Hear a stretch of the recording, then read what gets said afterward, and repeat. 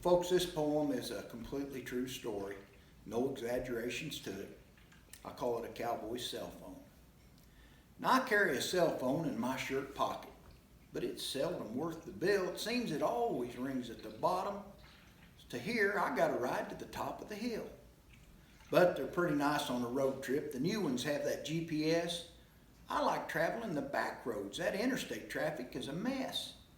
I prefer the small towns, ones with a square and a water tower.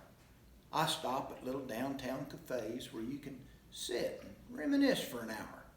Like that day in western Kansas, the sun was high and getting hotter, so I stopped for a glass of iced tea at a diner on Main Street there in Coldwater. Now, I remembered hearing cowboy stories that happened close to this little old town. Thought I'd sure like to hear them again. Well, I had his number written down, so I called this old man in Missouri. I'm in Comanche County. Does that ring a bell? He says, well, now let me reconnoiter, like he'd do when he had a story to tell. He said, you go south down to Buttermilk. Now that's just a wide spot in the road. Turn west and take the first right. You'll see some places I used to know. Well, his memory was crystal clear, like he was sitting right next to me. He said just over the next hump, Mr. Bird burned up in his old Model T. The ranch house is up ahead there, windmill and tank by the back door. We'd wash our face and hands there and tried not to track in on Miss Ann's floor. I'd sleep right down there in the basement.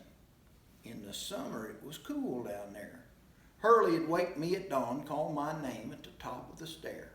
You know, he had good Hereford cows. His brother Finest ran Shorthorn.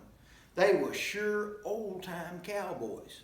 They'd moved west out there after they was born. Well, the stories just kept coming.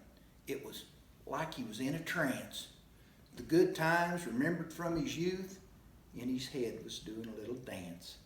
In the plowed ground across the road, he said he'd put the very first rides on old Pete. He said we never had a round pen full of sand, but that spot there was hard to beat. In the corner, there's a wooden entryway right next to Miss Ann's flower bed. Old Pete liked to stand there hip shot. It was there, they say, he squealed and hit the ground dead. Well, then things got kind of quiet. Pete's dying, it made him sad. But for an hour, that phone had been priceless. You see, that old cowboy, he was my dad.